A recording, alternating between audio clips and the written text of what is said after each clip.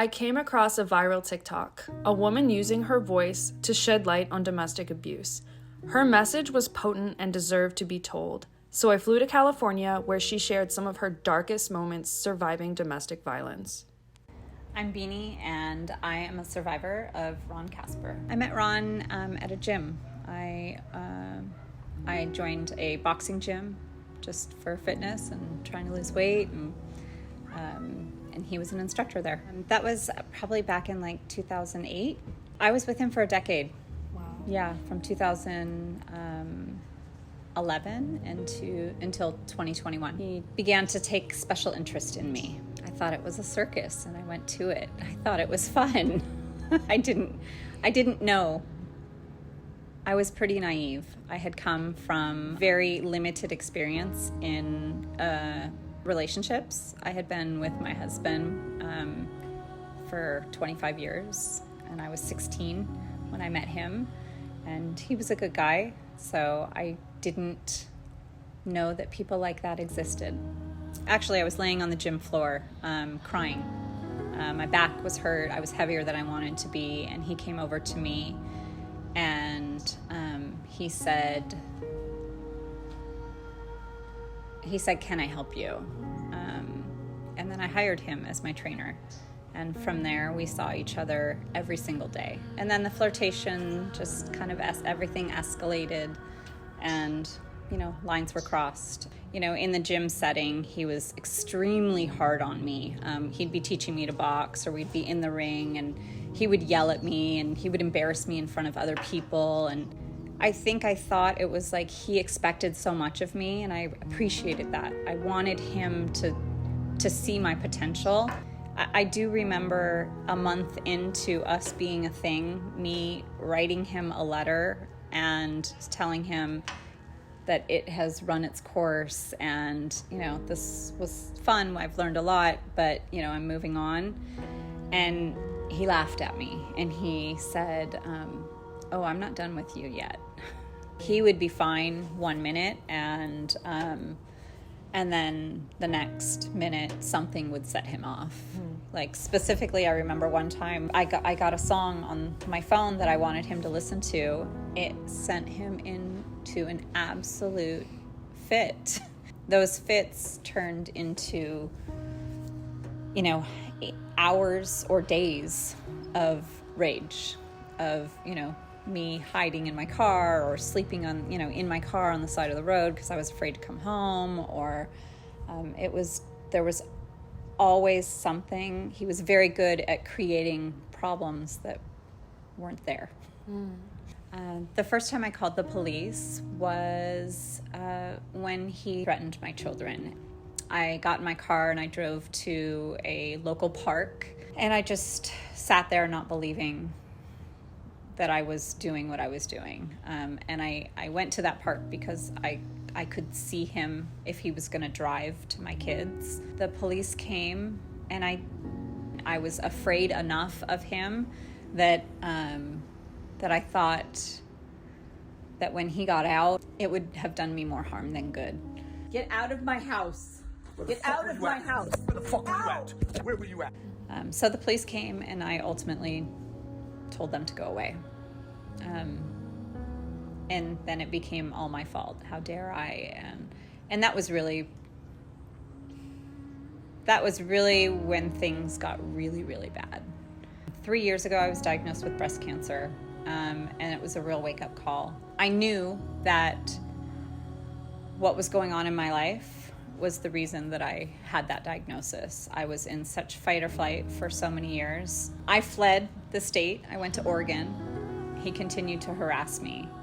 He actually came to Oregon, brought me back to California. And this is all with a restraining order. This is all when, right about the time that I was diagnosed with cancer as well. What was his reaction to the cancer diagnosis? He went to TJ that night, to the strip joints in Tijuana, and he came home at 3 a.m. that morning and slept in the other room. So I moved myself in the middle of the night to a new apartment, and I swore that was it, and that this was going to be the break. And he combed the neighborhoods and he found my car. He told me that if he wasn't living in that house with me, that he would kill my children. I've moved 4 different times trying to get away from him. And I was right back where I started. I see a car on the street. Don't worry. You better open the door now.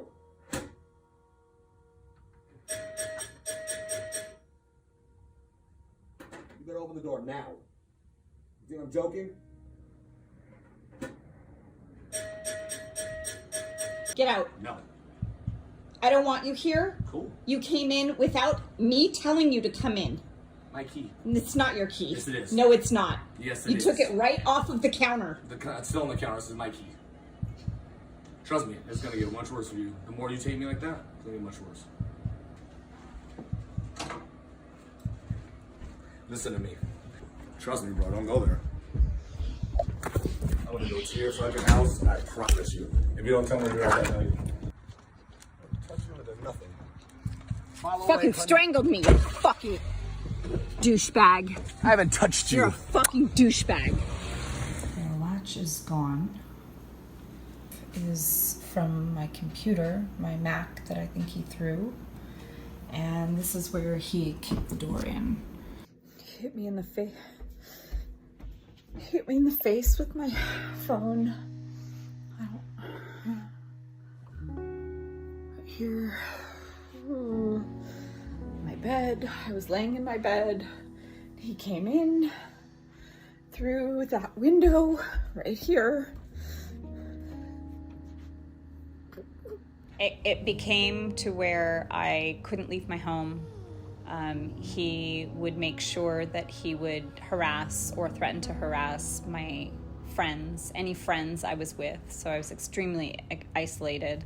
I was sitting on my couch, realizing that I needed to create some physical distance between he and I, which is kind of what I knew all along, but just was in denial about it and didn't want to leave my city. And I was scrolling through TikTok feeling very isolated and alone, and I came across somebody who had a farm in Florida, and I made a comment on her post and she commented back and we got on a phone call, and she offered me to come visit her for a week.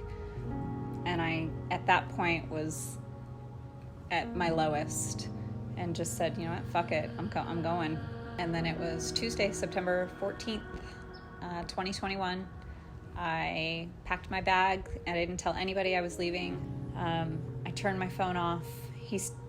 Ron started blowing my phone up. Where are you? What's going on? And I got on a plane, and I had intended to be there for a week, and ultimately I never went home. I left all of my belongings in my apartment, and I had my car shipped to me. And Florida is now where I reside. It's been a lot, but I met an amazing man in Florida, and he has helped over the course of the last 2 years. I can't.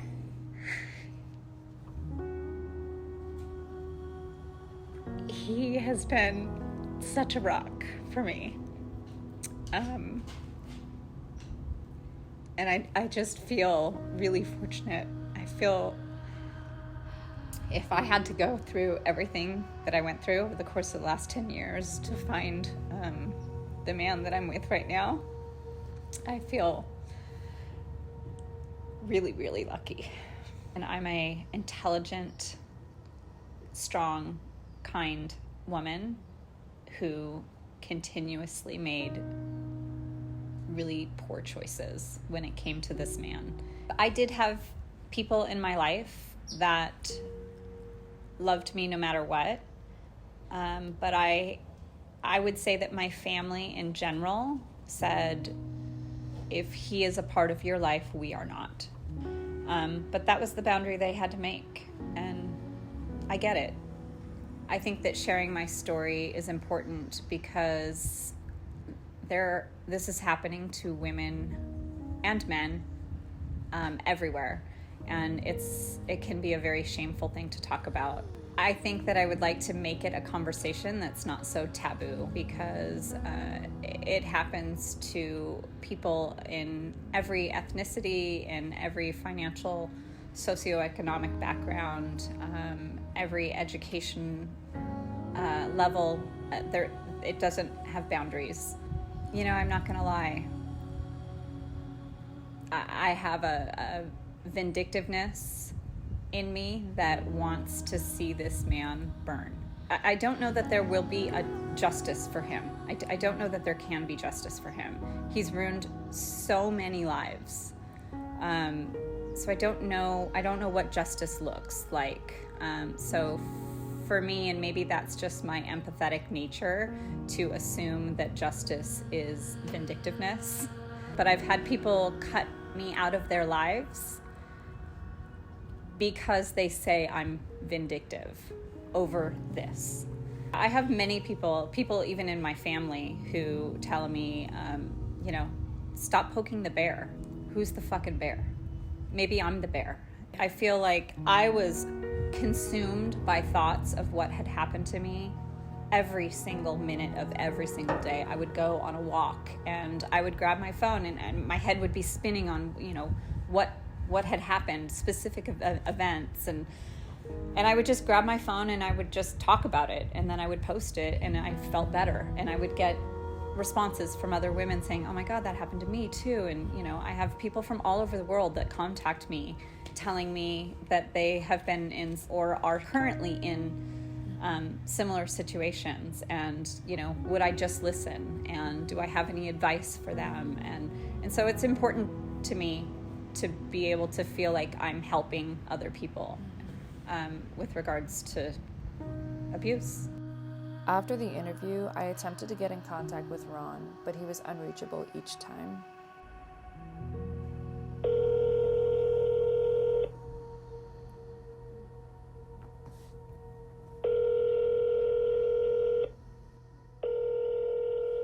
Thank you for calling. Please leave a message and your call will be returned as soon as possible.